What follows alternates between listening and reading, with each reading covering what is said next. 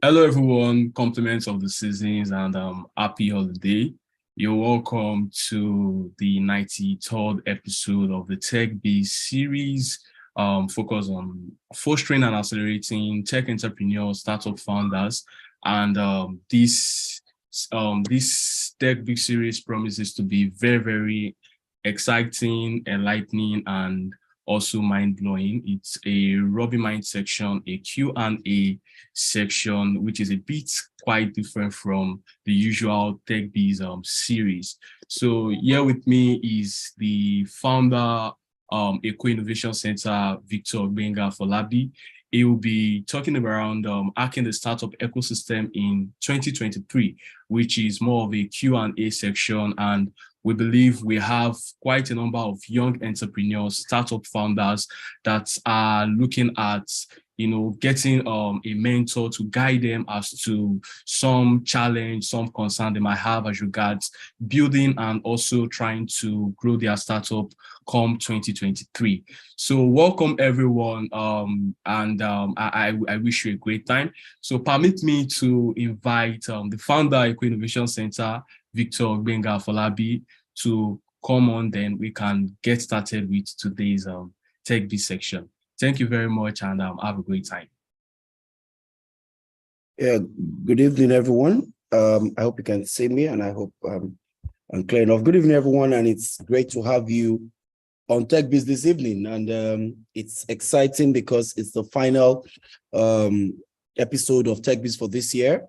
Fulfill our promise, I think it's been about 2.5 years of Tech Biz, and I think this should be, Titi or Victor can correct me if I'm wrong, I think this should be the 98th episode thereabout. Am I right?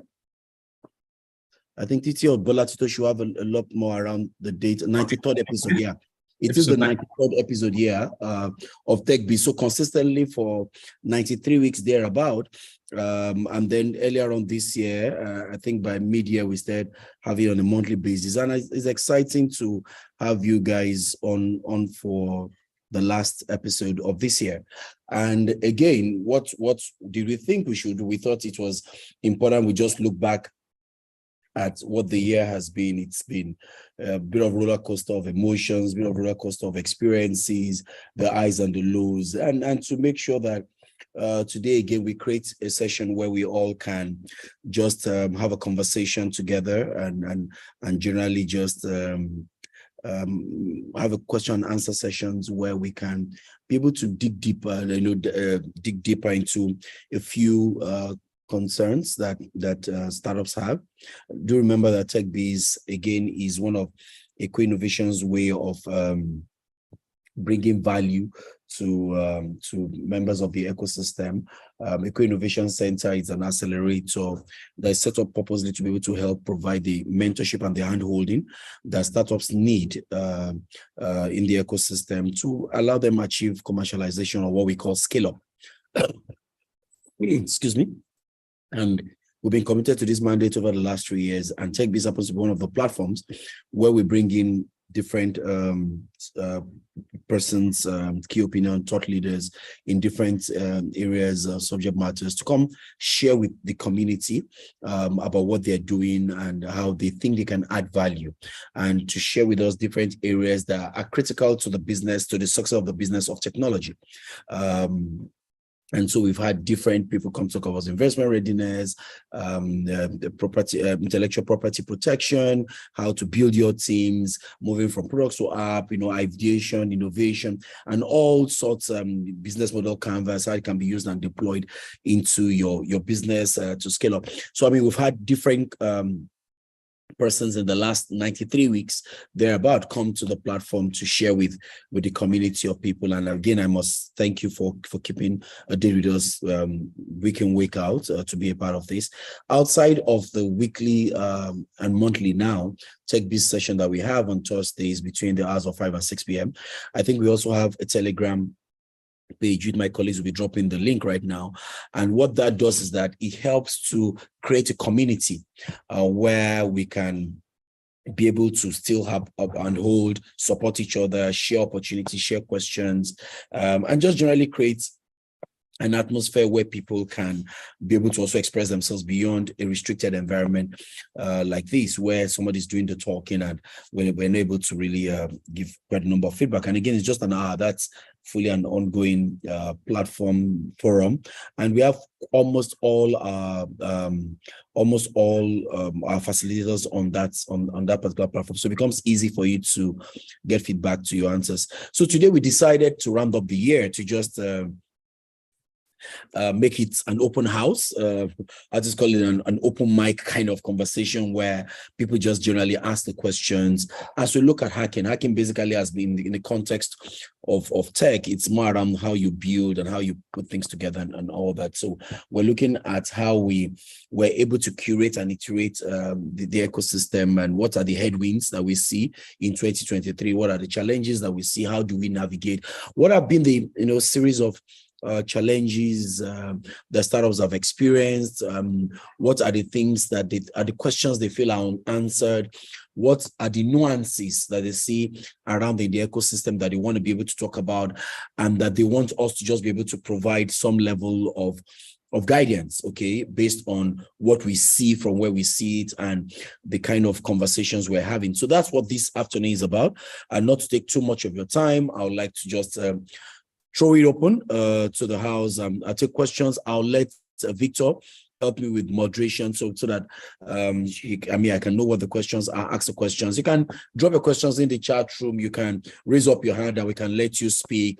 And then I do hope I'll be able to provide you the right context, the right guidance, and the right information that you'll be able to need to navigate as we move up into a new year, which promises to be quite exciting. Every new year pretends, but it comes with its own opportunities and challenges. The essence, again, is for us to be able to see the potential in it and be able to know how to navigate. And this is what this is about. So the floor is open.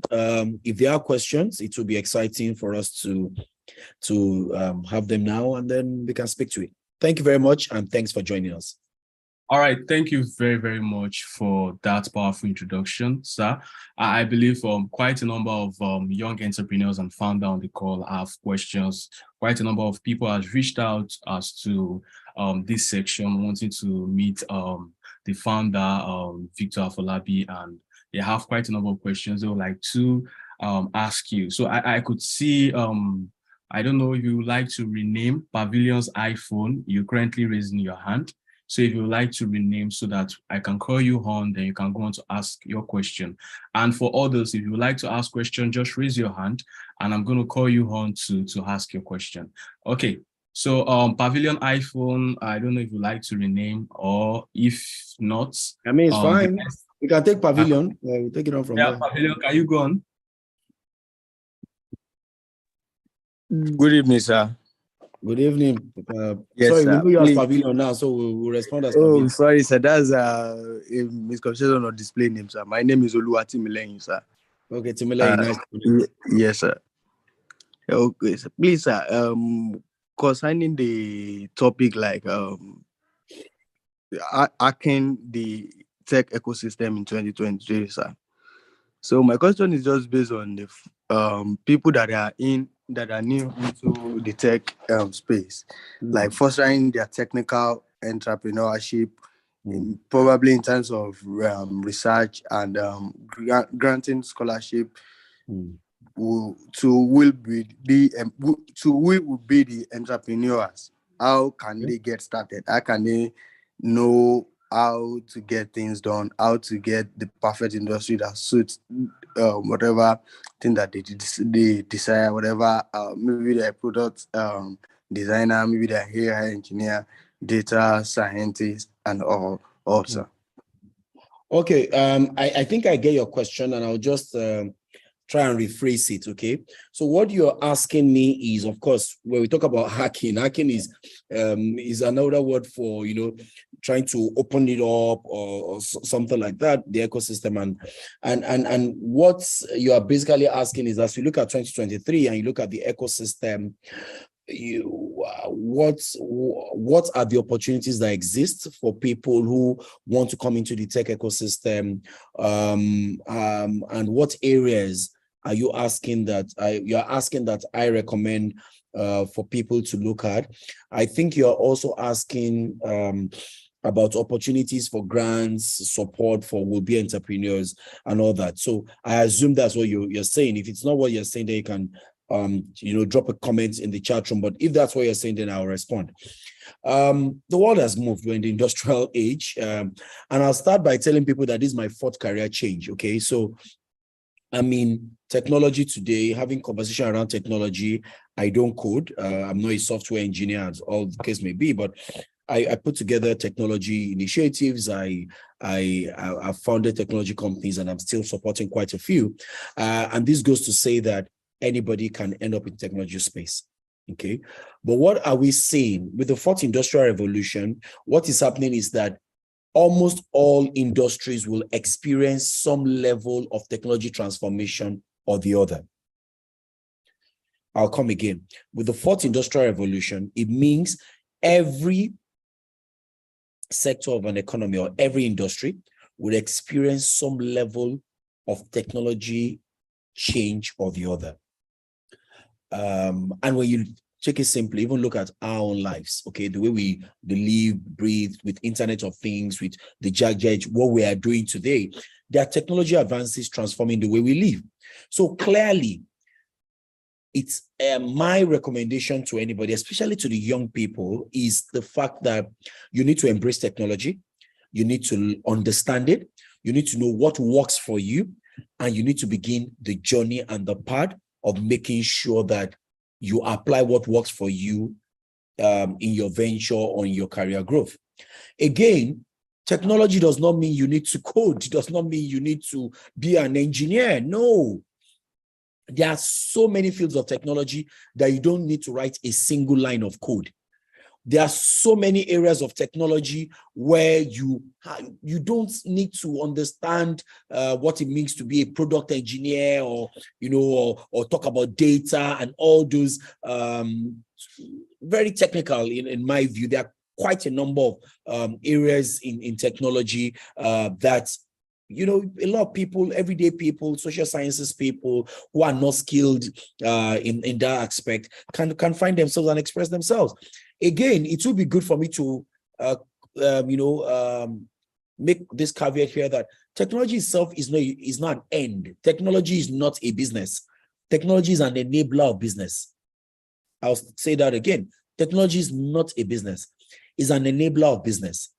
So adopting, accepting, leveraging, utilizing technology does not mean that it's one big industry you need to get sucked in. No, like I said, 4th industrial revolution, every one of us will end up applying different kinds of technology in different aspects of our businesses, our lives. It's like, let's take an example of leveraging of technology. You've seen what digital marketing is doing, okay? There's hardly any small store or any boutique who is not using maybe an Instagram or Facebook. That's technology at its finest. Okay, those are technology platforms.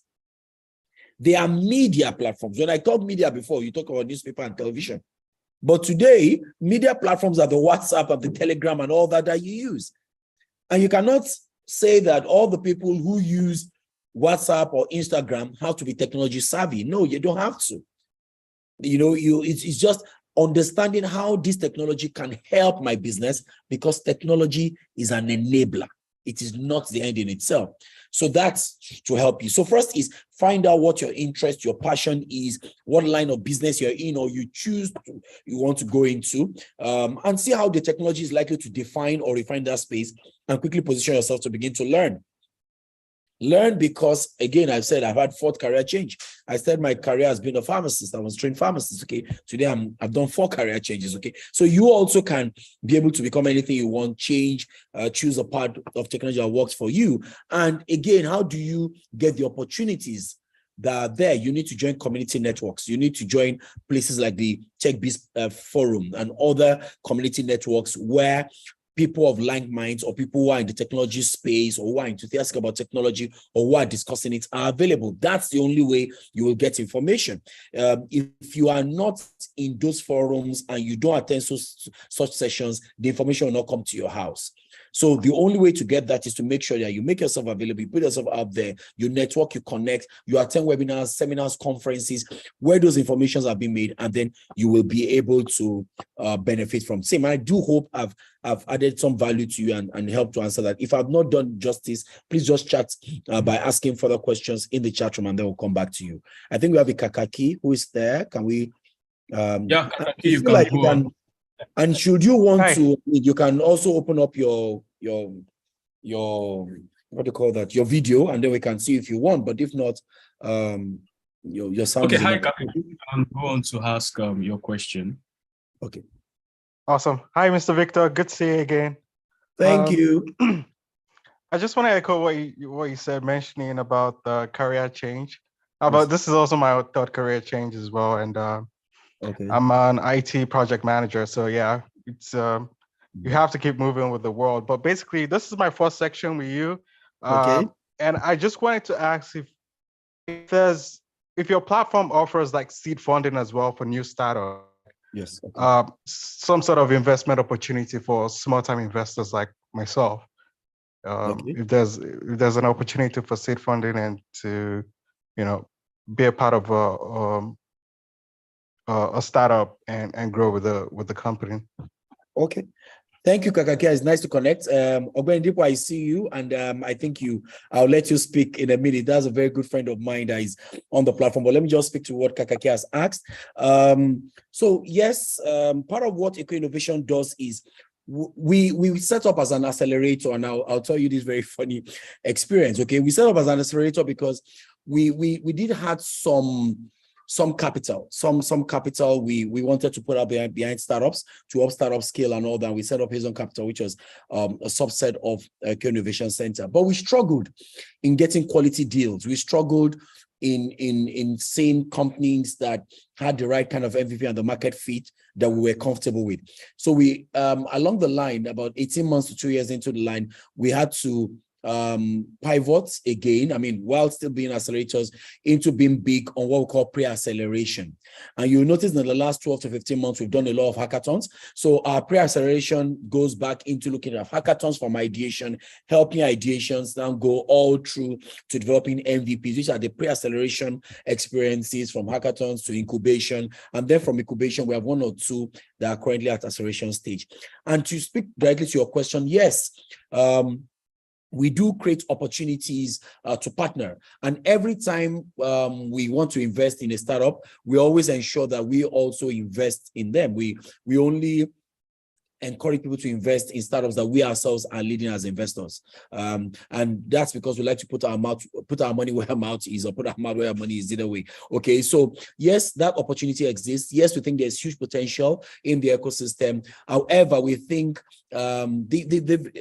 just like you had asked, the very early stages, the pre-seed stages, are where we have the biggest opportunities. If we don't quickly help them to scale and deal with the nuances and provide the right handholding, many of them will struggle to get to the places where they can begin to get seed funding and Series A and all that. And that's why we have decided to focus in there to provide the right support for them in terms of mentorship, handholding, and also provide fund. So yes, we do invest in startups. What we don't do is we do not recommend startups that we ourselves are not investing in. We do not recommend them to public to invest, because then we do not want to invest in places where we are not where we don't have a skin in the game. Let me use that, because where we invest, we not only invest front, we try to provide handholding, provide access to market, and provide the right acceleration framework for them. So, but we can take this outside this session, but to a large extent, yes, we do pre-seed, we do pre-acceleration investments, and we also provide the right support. Dipo is here, and I think, Victor, we should let Dipo contribute to this discuss this evening. Okay. Yeah. Dipo, welcome. Yeah, good evening, sir. Thank you so much, for doing this. Yeah, once I saw the flyer, I just thought, this is a very important conversation, for myself, and of course for everyone who is looking to looking to scale. So yeah, of course, that we have high impact careers. Yeah. And in the last in the last, so High Impact Careers is, I'd say 1 year and maybe 5 or 6 months. Yeah, I was at the opening.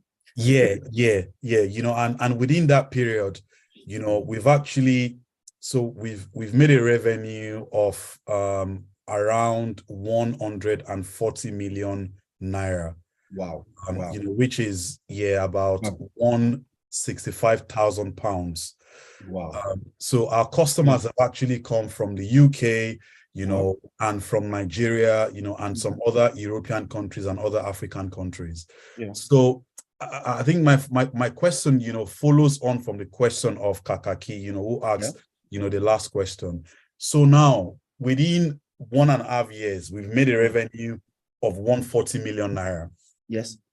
How do we scale that? How do we, you know, what support can we get to take that to the next level? Because evidently the market is there, It's you huge. know, you know, and for ed tech companies, you know, for career development companies, you know, they have, the market is always going to be there. So the question is, you know, where else do we go from here? Okay, thank you, Ogbedipa, and nice to be on the call. First, to say congratulations. I'm happy that I was part of you opening your doors and we're there. That it was a Saturday afternoon, if I do remember, and we had that session, took a few pictures, and lovely place. It's in the heart of Yaba, and if you've not been there, please make sure. He's a great friend of the house and he's doing tremendous work. And do make sure that you look them up. I'll just ask Bola Tito to drop the link to his site on the chat room so that others can just look it up, look on the website. And I do personally recommend and encourage that we look at what's happening in High Impact Careers.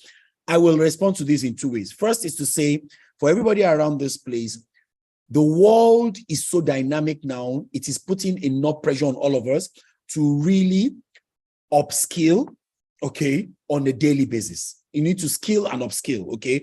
There's nothing we can do about that. It's just too dynamic that we cannot afford to depend on the skill before now. And we're not saying this, we're not people who are saying this and are not doing the same. Every day, we are having to reinvent ourselves to remain relevant.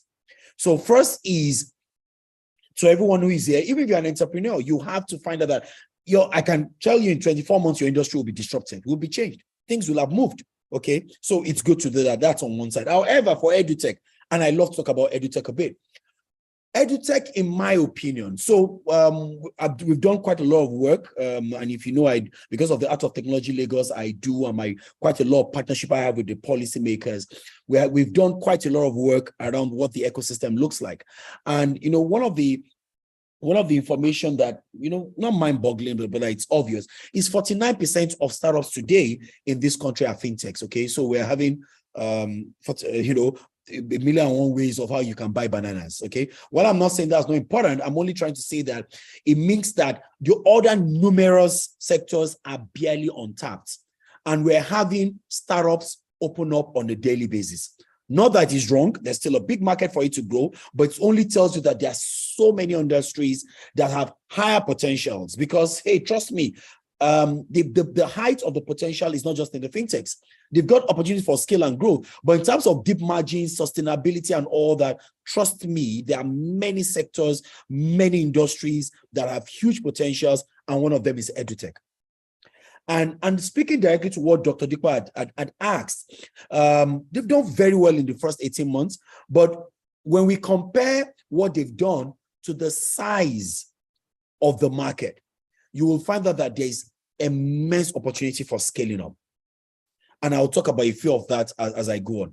Why is there immense opportunity? Because when you look at the 1.5 million thereabout, in the last AOT, we had a couple of people come to speak, and of course, Dr. Dikwa was also in there. You find MBT was talking about the amount of graduates we're churning out, between 1.5 to 3 million people, through different stratas, okay? And we're not talking about those who are stopping at diploma level. We're talking about people who are finishing at higher degree level, between 1.5 and 3 million people. However, this 1.5 to 3 million, clearly, a significant portion of them do not have the skill set to survive in today's world of business. I've been recruiting people in the last 13 years, and I can tell you almost everybody you recruit, you need to retrofit to make them relevant, because when you're coming out from school, I'm talking about fresh grad, when you come out from school, what you have and what the market requires, there's a wide chasm that needs to be breached. And that is the role of EduTech. Now, EduTech is about skilling up people. But what you are doing about, bringing technology to education is that you're helping us be able to skill people at a mass level. You're able to be able to skill people at a highly potentiated level and at a scale unprecedented. When you look at the population of this country and you look at the sheer size of people that are coming out and who need to be reskilled, you will know that EduTech is an industry with enormous potential that is, in my opinion, is not yet scratched. And therefore, when you ask about scaling, I think we also need to begin to see that our EduTech, if you are doing that, and I'll say it again for free, you need to begin to do a lot more work, in my opinion, around content.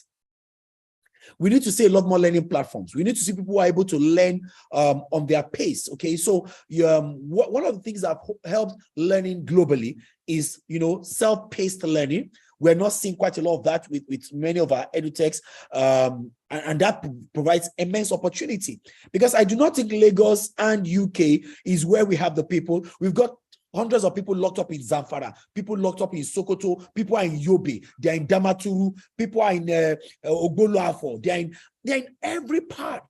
And these people form the crux of this country that we need to mobilize to build the country. But many of them do not even have access, to learning platforms. They don't have access to, we're even talking of basic O-level materials. Many of them do not have access to it. So when we're talking about even learning careers, where I know that many EduTech are focused on technological skills, in my opinion, if they do a step back and a backward integration, they will find that before they bring people into the narrow funnel of the tech skills, which is important, and I'll come again to explain the issue around the tech skill, which is important, there's a major market, which is like the bottom of the pyramid, that we all must come together to upskill. It's like in the medical field, you're talking about specialty hospitals when your primary healthcare centers that's supposed to treat malaria is not even working.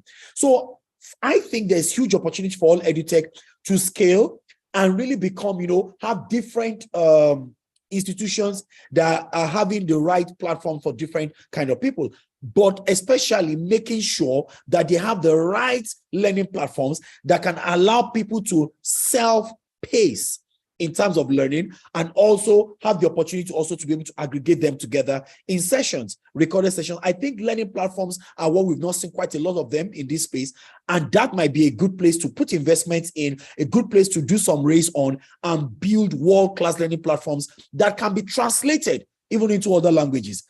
I mean, I'd come across an article sometime where it was saying everywhere where you see people understand how to learn, it's when they've been taught in their mother tongue. So imagine we're able to teach people how to code or how to be a data analyst, and the interpretation is in Igbo or is in Hausa and all that. How do you think these people will react? So when we look at the whole space of EduTech, looking at 210 to 250 million people, and the major part of them belonging to this market, there's extensive opportunity in that space. So if I was in EduTech today, I'll be looking at one, how do I build bigger, more robust learning platforms that, that can take students at scale? How do I have varied offerings to the population where they can be able to in-class sessions, of course, virtually, virtual in-class sessions, self-paced sessions, recorded sessions where they can run their assessments and score themselves, so they can get, be able to get their feedbacks. And how do I make sure that I begin to do with local nuances around everybody not become very proficient in English speaking and understanding English? And how do I bring all those nuances into what my learning platform will do? If I had the opportunity, that's where I will be. And that's where you're going to see massive scale of our people. Again, Lagos is not Nigeria. There are people in Otupa and Otupu, and the population is significant. They also, for us to get the change, they also need to be on the bandwagon of driving the industrialization we're talking about. And I do hope that I've been able to shed a bit more light. Right now, what Ogbeni Dikpo said and Kakaki, I want to recommend everybody that is on this platform to go read the book I'm reading currently, Why Startups Fail. Okay, Get the book. It was published, I think, in 2020. Why Startups Fail. It is a must-have for anybody that is working in the startup ecosystem, that wants to be an entrepreneur or is currently running an entrepreneurial venture. I personally am recommending that you get the book and you read the book and understand the book. Published in 2020, Why Startups Fail is a must read, okay? That's aside, but we'll talk about that later. So thanks. Okay, by who? Okay, let me get the author for you, okay? So I'm also reading the book right now, but the basic thing why we handle this to make sure that we're all at the same level and we're sharing knowledge and experience is by Tom Essenman. So can I, excuse me, let me see if I can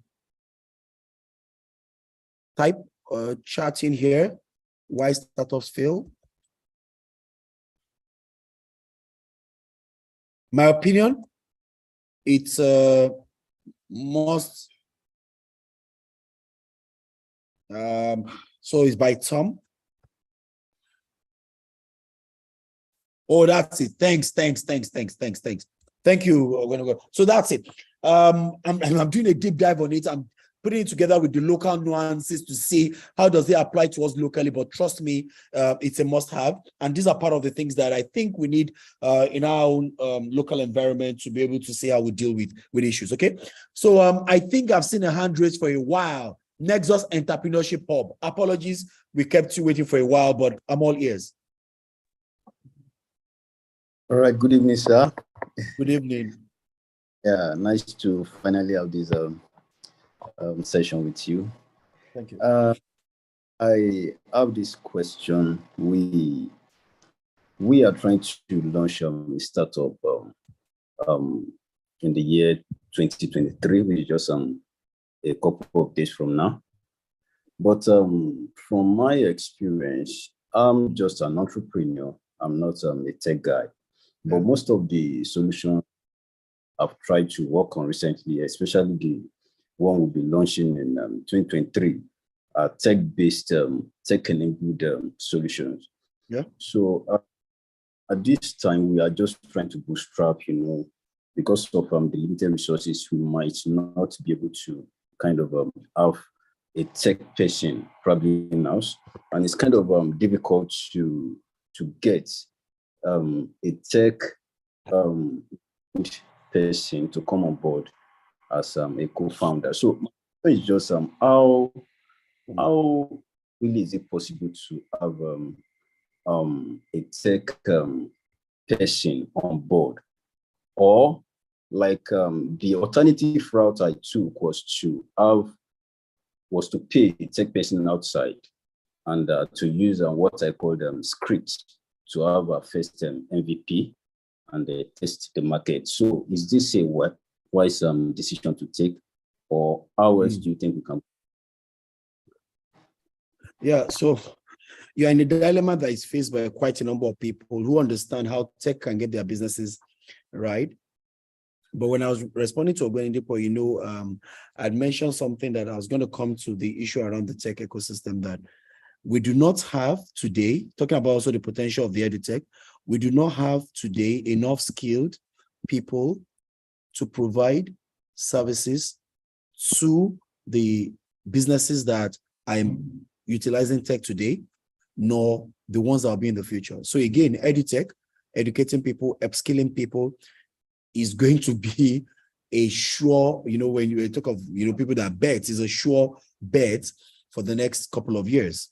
The reality is we do not, okay? It's not, we don't have to, be nice about it. We do not have enough tech talents, one. Secondly, we do not have enough skilled tech talents. So first is, you don't even have enough. Talk less of you talking about skilled, okay? So you are currently in a situation where most startups find themselves. Most startups who are trying to get things to happen find themselves. And I think the route you'll be taking might be one of the routes. But my recommendation again for you will be to procure on a contractual basis the services of a skilled tech person that can from time to time help you look at your business, help you, because even when you have this software, whatever you're launching, there's going to be something called maintenance. So what you need to do is to make sure that you have somebody, excuse me, I've got some cold. You've got somebody that can help you with maintenance, to troubleshoot and all that. And you see what's happening to many of the banks with a lot of attrition in their tech space. You find that there's having a lot of hitches and glitches, which are issues that normally happens with tech infrastructure. So as you launch and you bootstrap, I agree with you that it might not be economically right or makes sense for you to go get an expensive tech resource, but you could sign up. And I think there's a company that I currently am promoting, and I'll see if they can send that to you on the TechBiz forum on Telegram, which we are promoting, and it's to respond to things like this. And what that does is that it gives you tech support on the hour. So it's like the way you have security firms come to help you secure. You don't know where they come from, the way they're gone. We're trying to create that because there are so many startups who ask us these questions. Oh, I'm running a small business. I have an app. My app is down. I don't know who's going to help. They just sold me the app and they're gone. So a lot of people need maintenance issues, resolving bots and all that, helping to continue to iterate on their products. And they can't afford to have a full tech person in-house. I'm currently supporting and putting some investment behind a couple of people who are putting together a venture to be able to help small businesses like yourself who are not core tech people and who need tech services on a per-go basis. So it might be just 1 hour you need a week, or 2 hours you need a week. You don't need a full tech person in there. There's nothing they're doing. Instead of using your time to freelance. So what you need to do is just have your own time. The person comes 1, 2 hours, or you can dial them. You work on per hour basis and they can pay the way you have a retainer for maybe a lawyer or something. And so, offline on the Telegram group, I can be able to share that with you later on. That might be a very strategic way to go, because there's no way you're going to have any business that has technology at its core without having somebody with technology expertise helping you to take a look at a few things. You will run into bottlenecks. There'll be consumer complaints.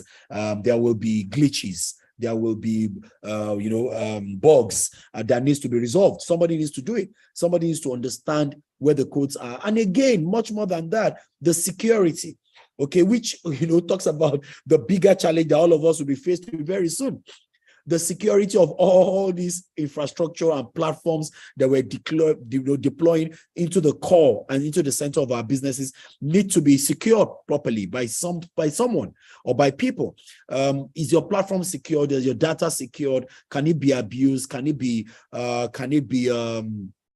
hacked? Those are part of the things that you need an expert, but maybe not a full-time. I think on the go basis might be able to help.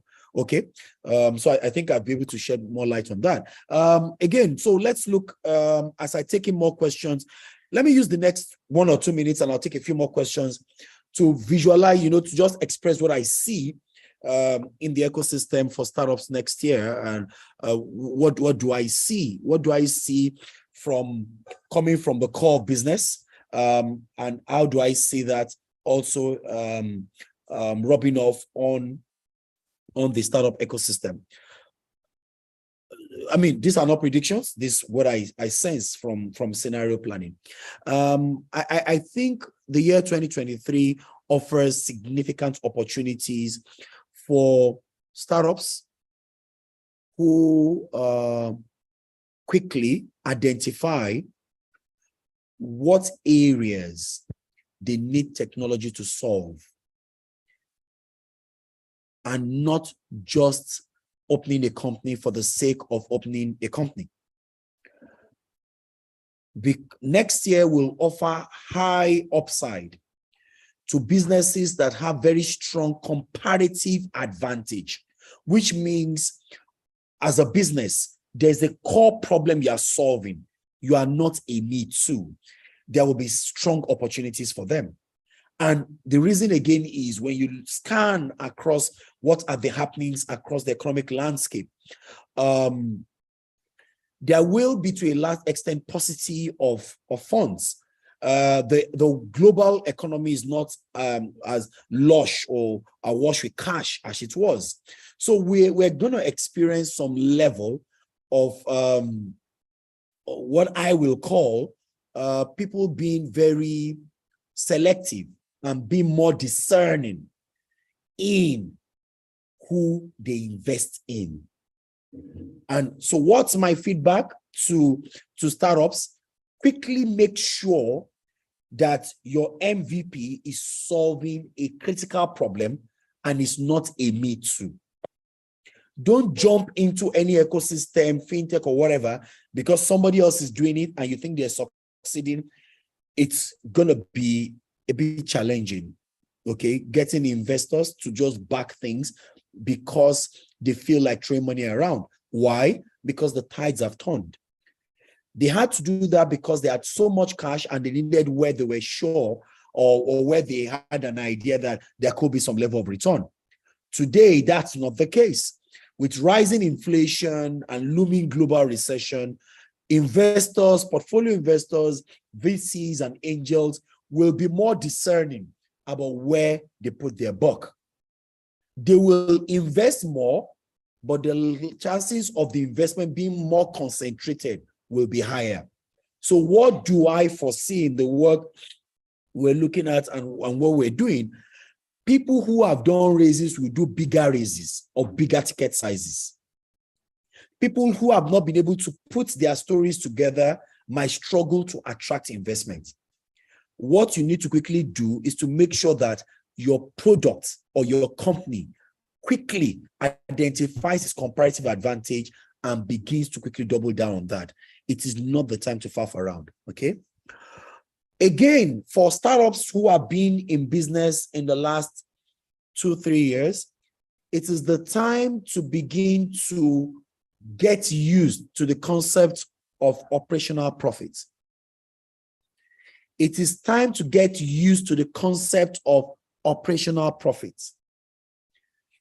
The time is gradually coming to an end where investors will allow startups to continue to burn cash without seeing where they will begin to make operational profit.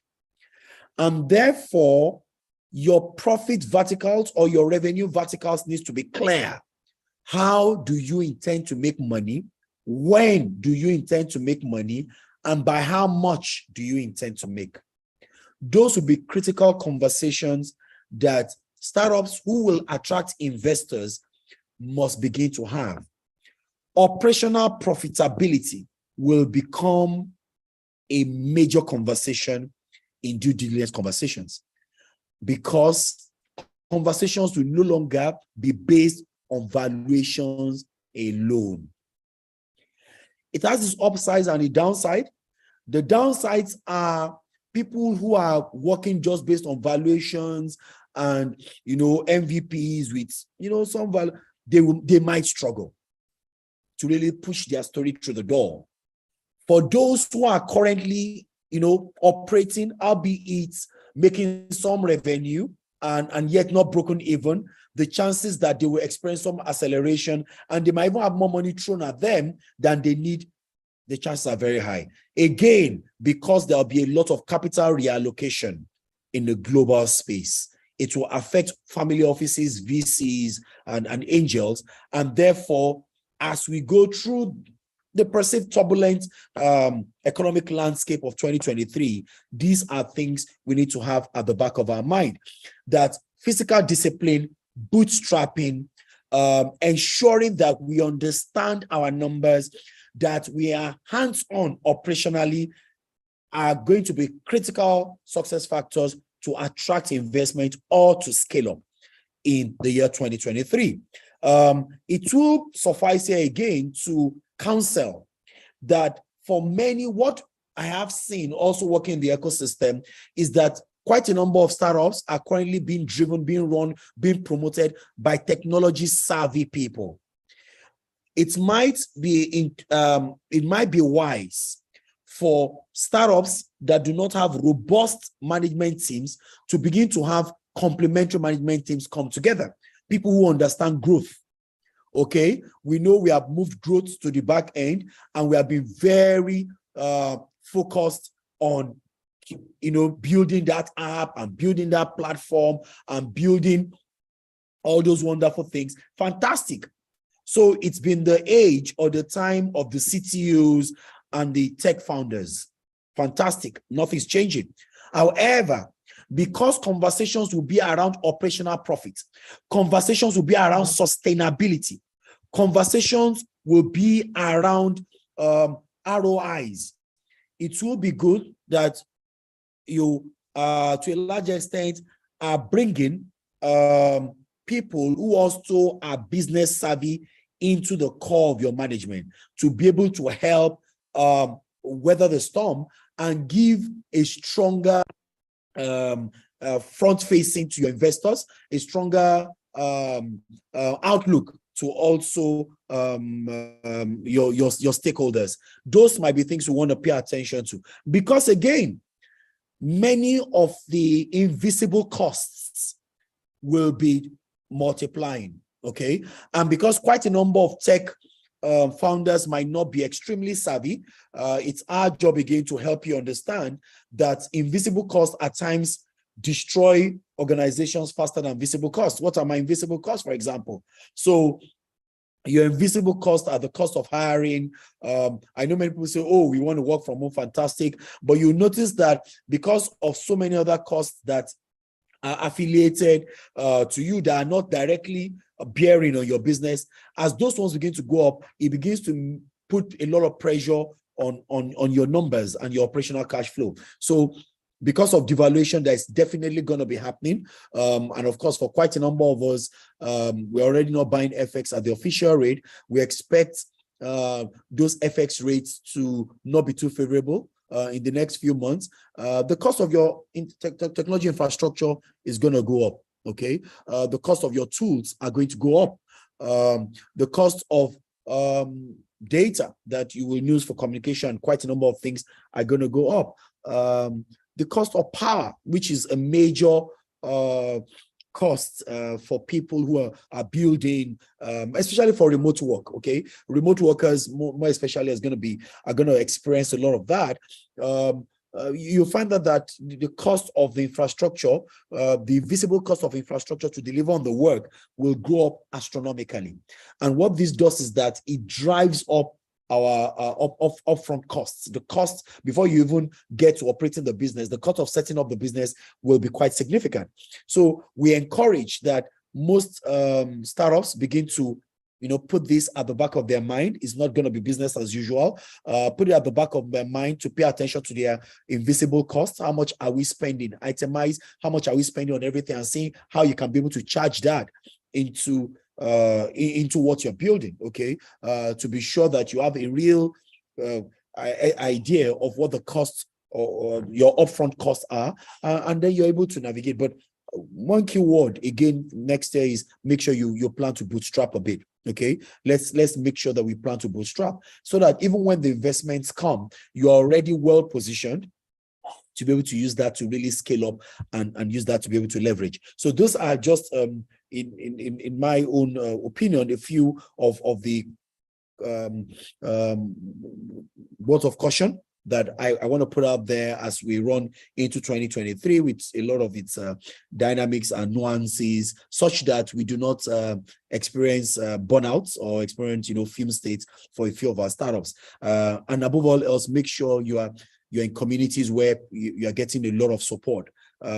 Support will also come, but you cannot get those supports in isolation. Be in those communities, know what's happening, so that you can get some level of lifeline when you need it for your business. Okay, just to put that out for us. And I mean, on subsequent sessions, I can always do deeper conversations around what I see in the economic landscape and where we see the directions for the startup ecosystem, and where we see huge opportunity or the low-hanging fruits. We can always do that. But I mean, let's take a few more questions and let me not bore you with my voice. Any other question in the house?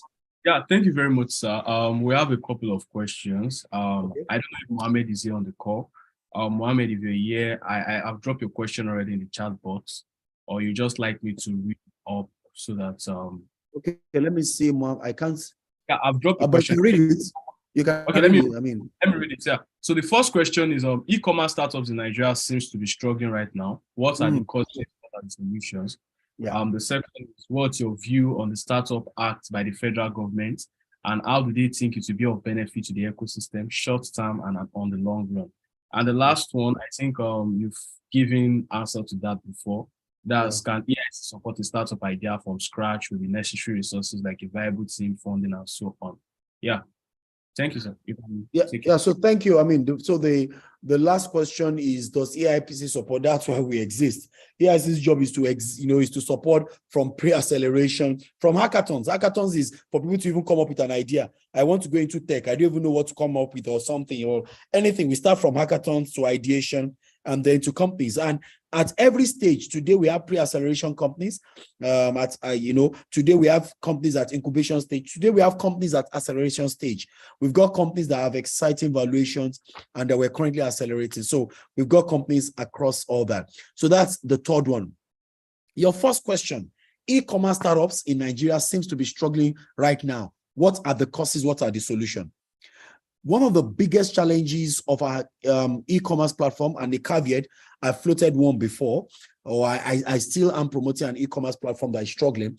One of the greatest challenges of e-commerce platform is infrastructure. Okay, most informal e-commerce companies have underestimated the cost of infrastructure that is required to be successful as an e-commerce company.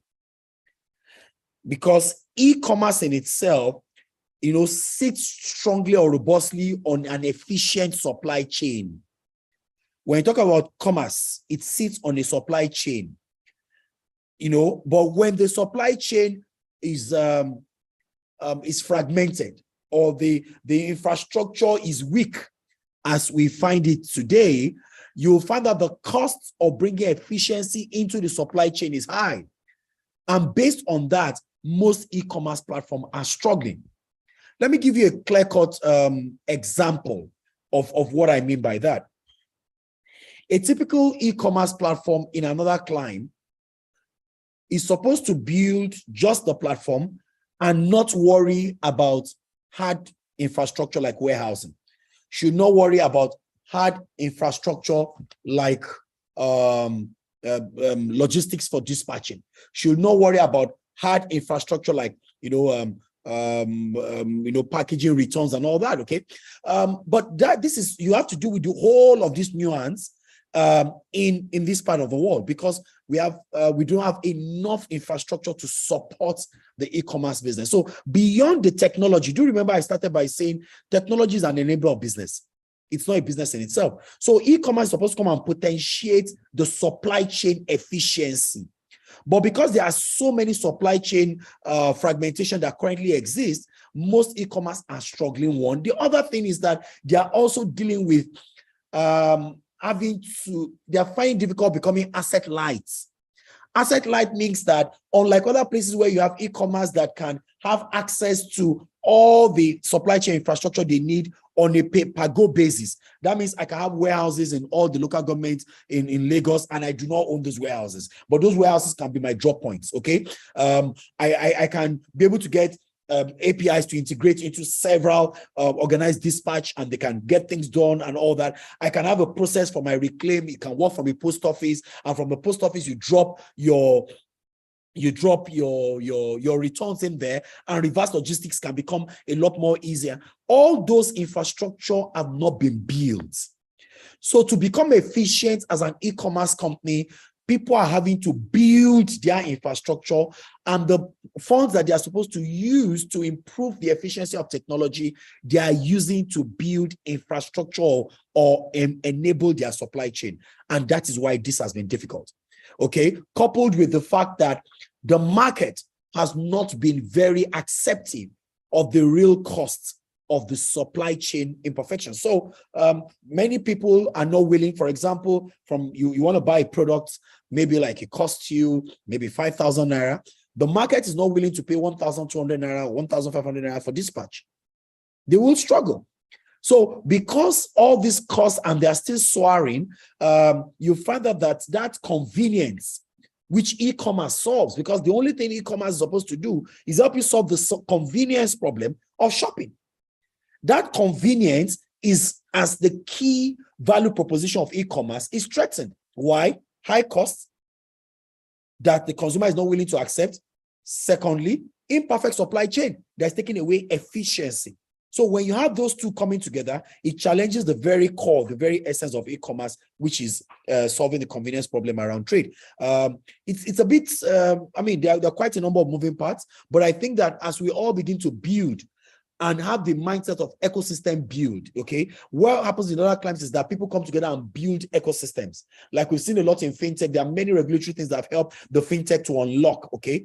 As people come together to build, you'll find that it will get a bit better, infrastructure will begin to get better, and then people can be able to get more profitable running e-commerce. Quickly to your second question.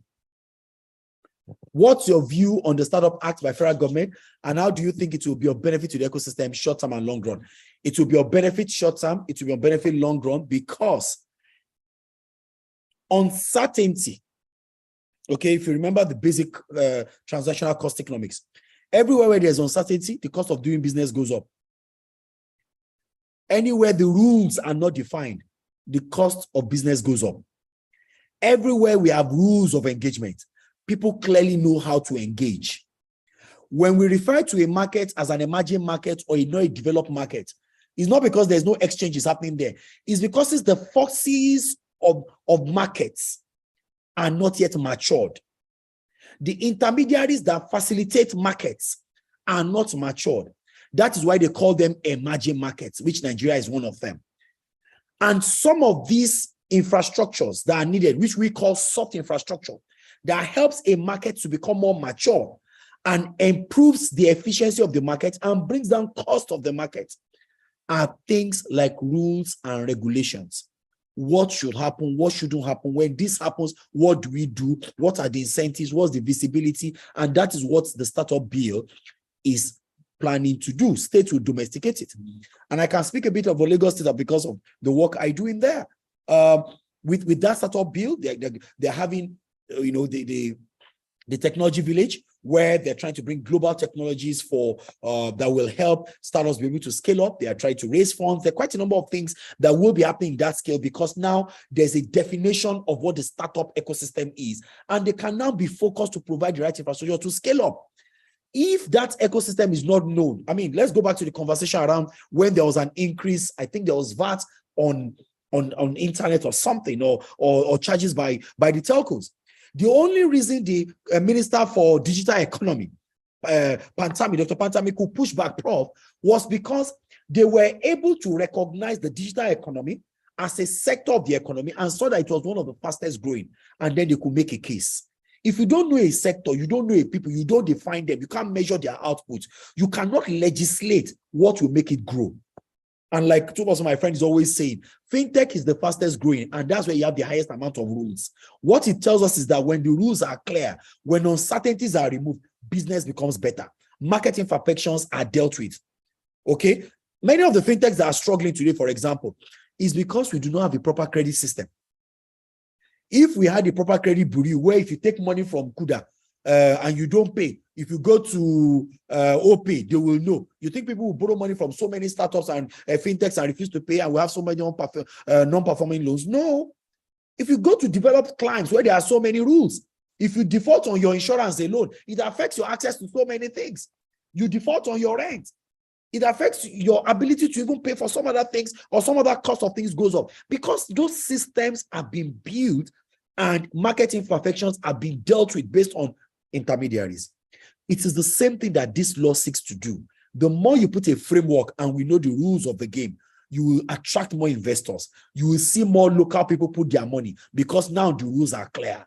When it is a jungle, anything goes, you do not see investment. I hope I have been able to help answer that, but I can always take this up offline and give you a lot more context. But in a nutshell, I can boldly say that in every climb, and a few startup bills have been launched in different parts of the world, in every climb where the startup bill has been launched, more also, this was even a bill that was created from the ecosystem. Almost every major player in the ecosystem, including my almost self and quite a number of people, had input to comment, to see the bill before it even went to the House, and we had our own contributions and all that. Quite a number of us in the ecosystem. I think such a bill most likely will help catalyze the growth of the ecosystem in the short and the long run, because most leaders in the ecosystem were part of the curation of the startup bill. And the domestication also, quite a number of people have been aggressive to make sure states domesticate it and the rules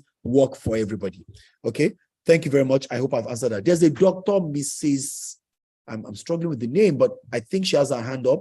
Victor, can we take her, please? Okay, yeah. So Dr. Mrs.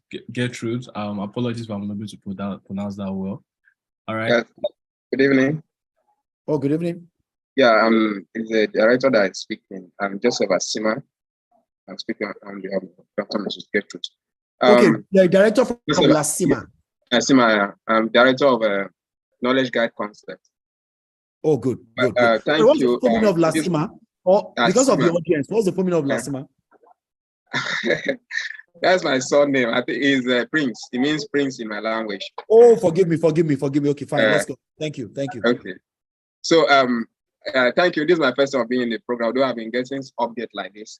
I want to ask a question. I operate in the EdTech space, EdTech technology, and the issue we mostly have here in our area here is that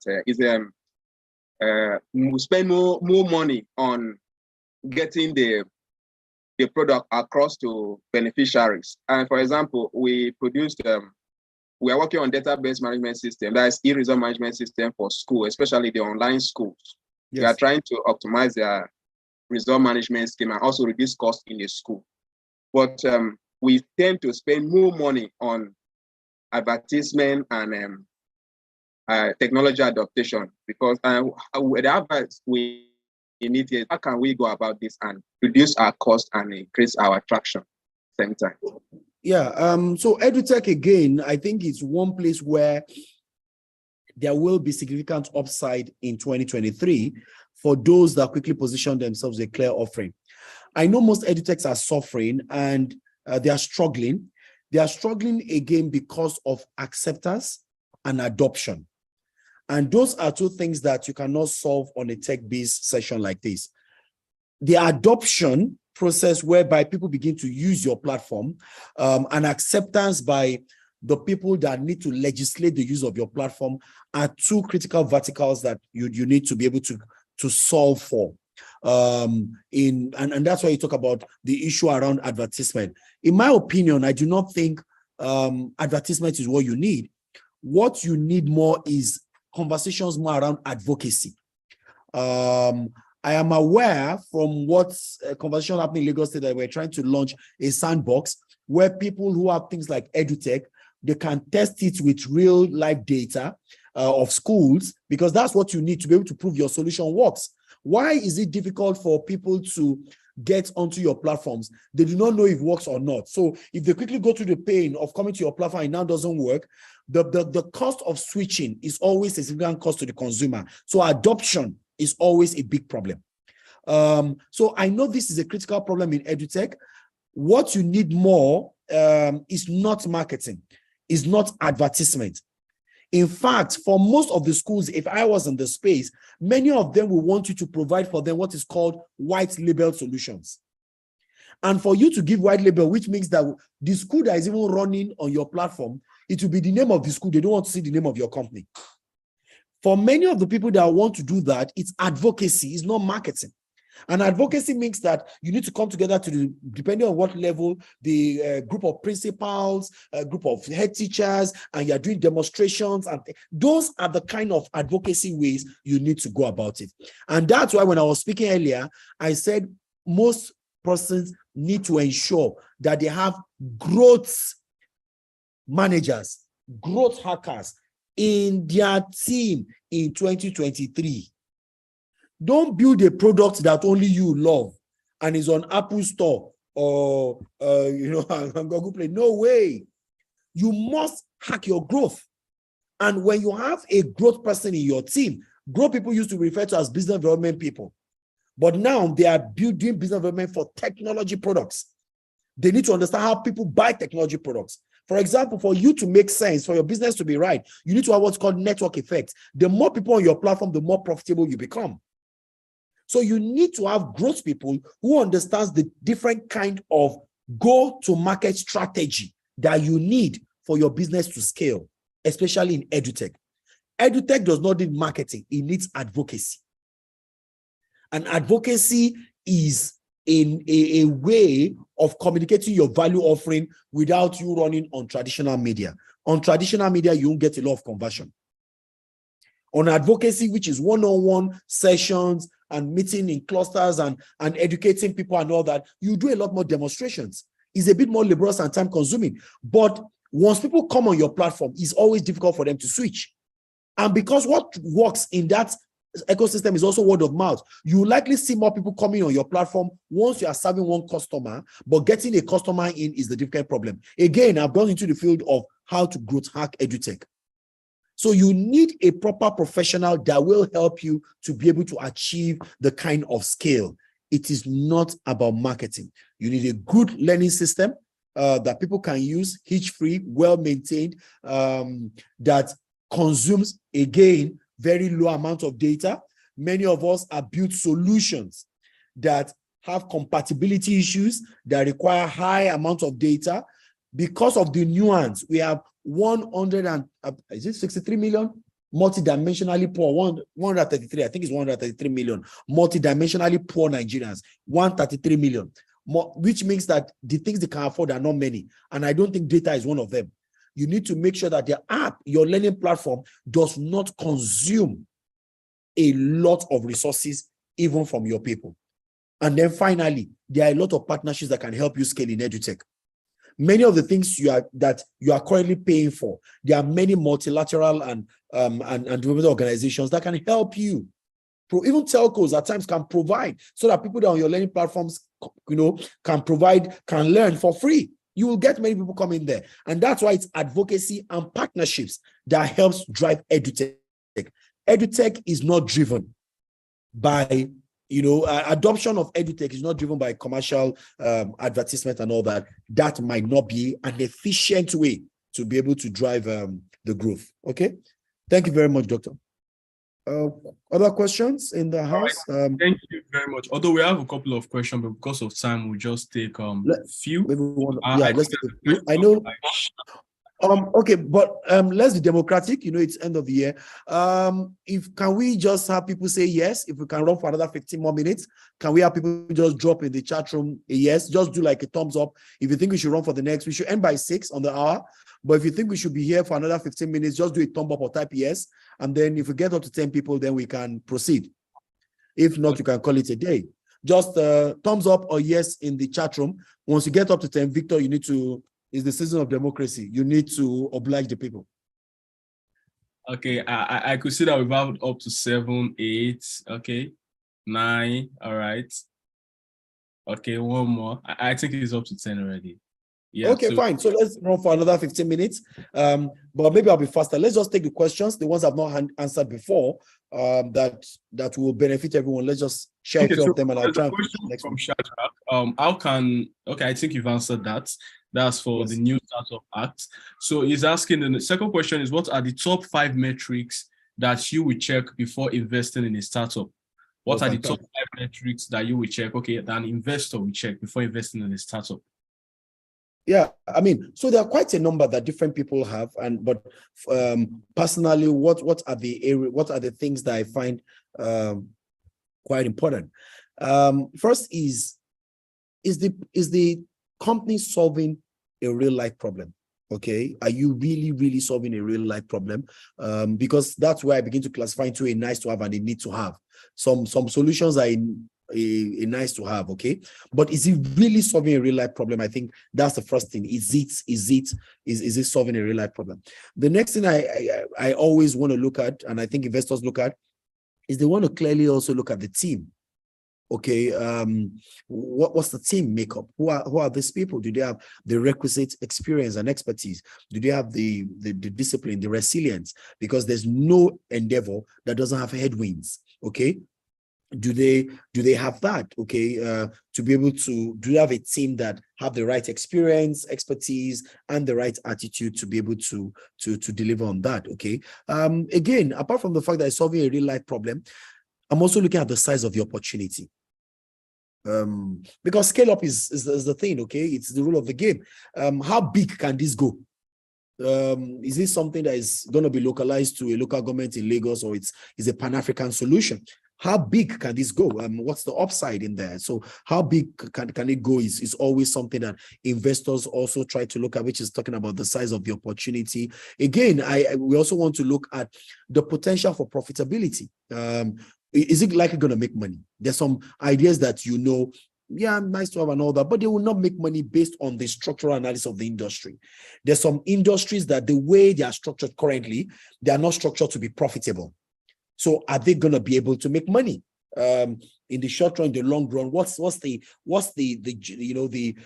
journey map, and what's the profit map, so that we can clearly see how they will make money? What would profit particles be? You need patient capital for how long? Those are other things. And again, finally, you now want to take a look at what are their partnerships and their alliances that they have. Do they have some contracts? Do they have some proprietary technology? Do they have some exclusivity that gives them some competitive advantage and all that, such that you are sure that this opportunity, when you come in, is not something that competition can quickly come into, or that can easily copied, or can be rapidly, prototyped, or rapidly commoditized. So for me, in ranking, those will be 5 critical areas that I will look at, and I see quite a number of investors also try to look at. Okay, and of course there are quite a number, but I mean, those for me are top on the list. Okay, next question.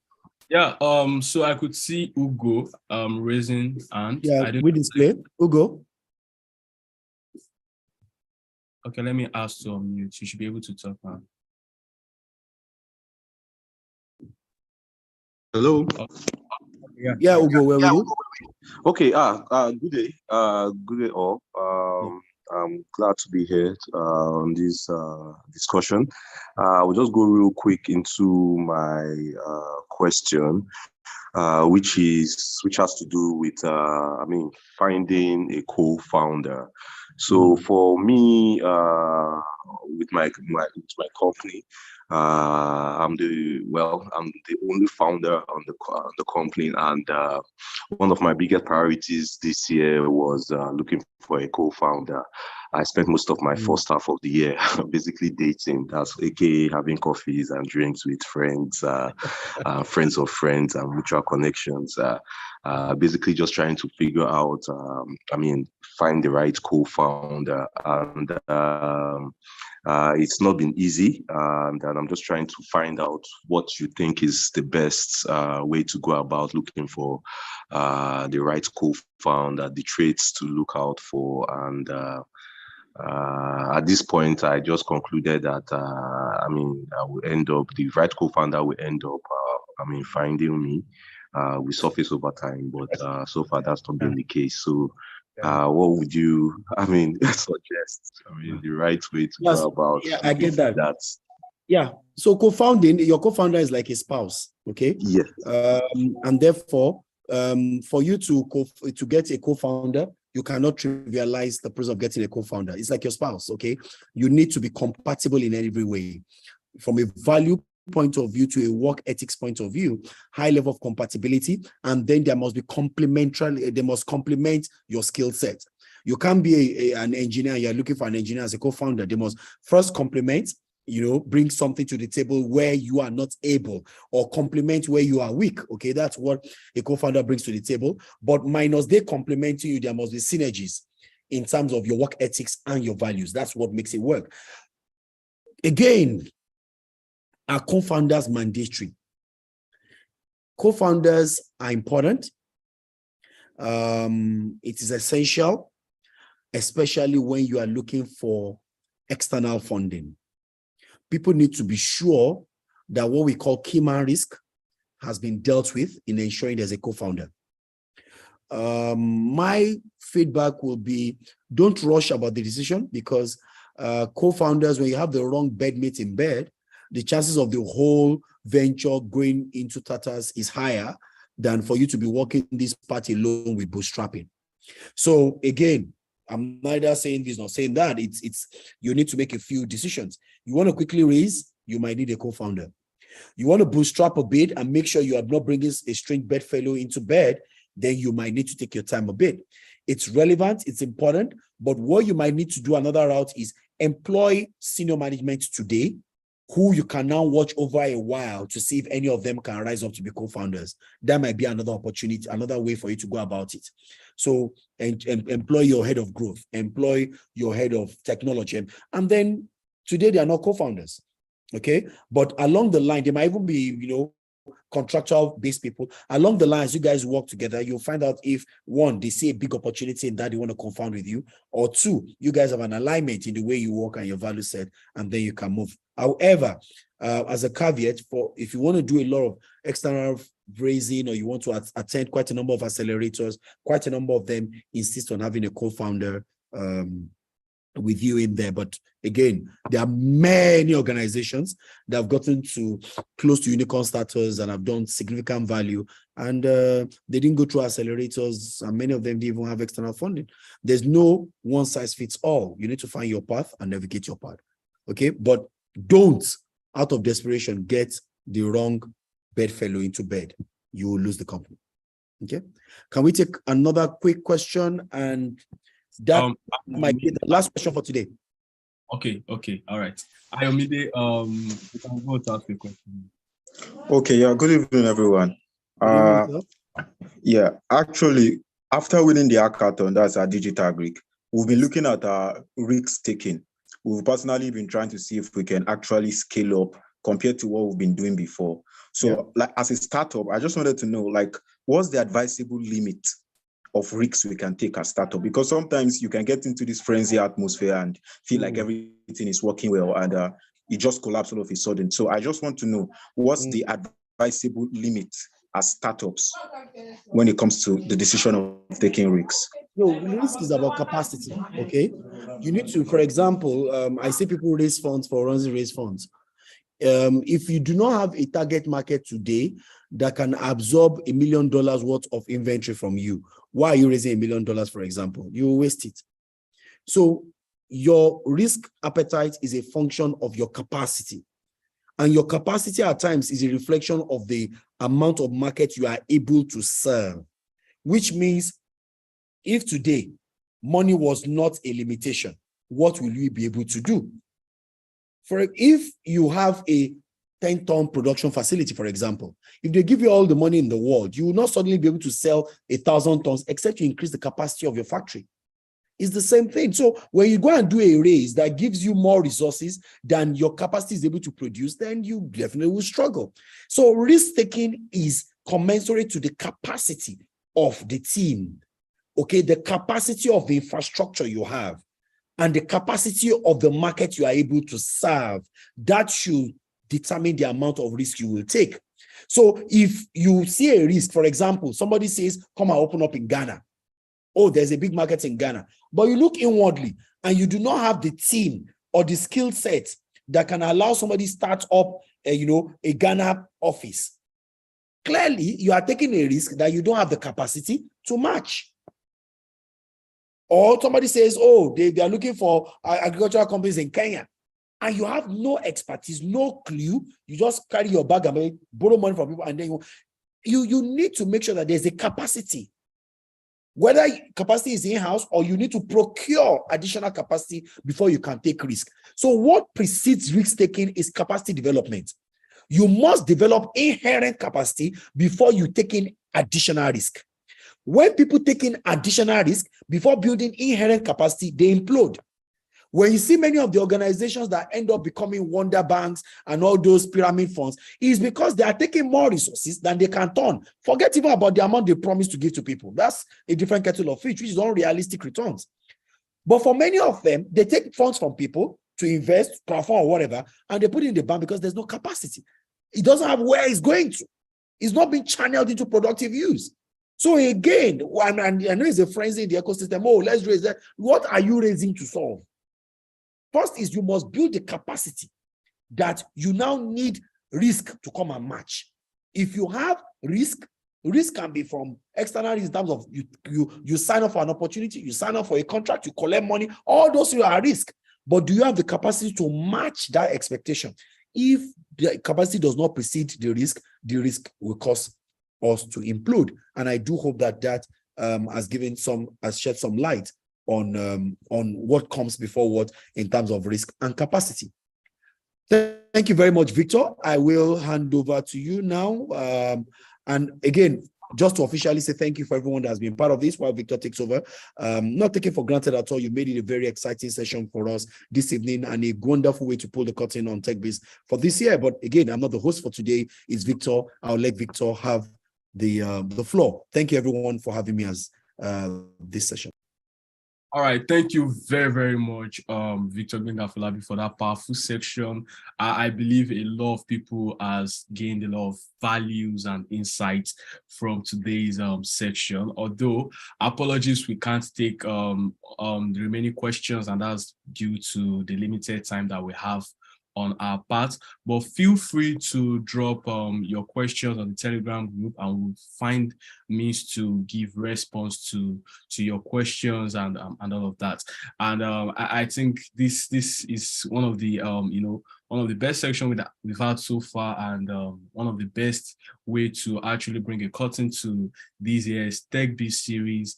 And I look forward to having you all in forthcoming TechBiz series. We have a lot of sections coming on next year. We have a lot of programs that have been designed, which is a part of the TechBiz program. And I believe we're looking at helping to accelerate the startup ecosystem, startup founders come 2023. Thank you very, very much, everyone, and have a great time, and wishing you a happy holiday and a prosperous new year in advance. Bye and goodbye.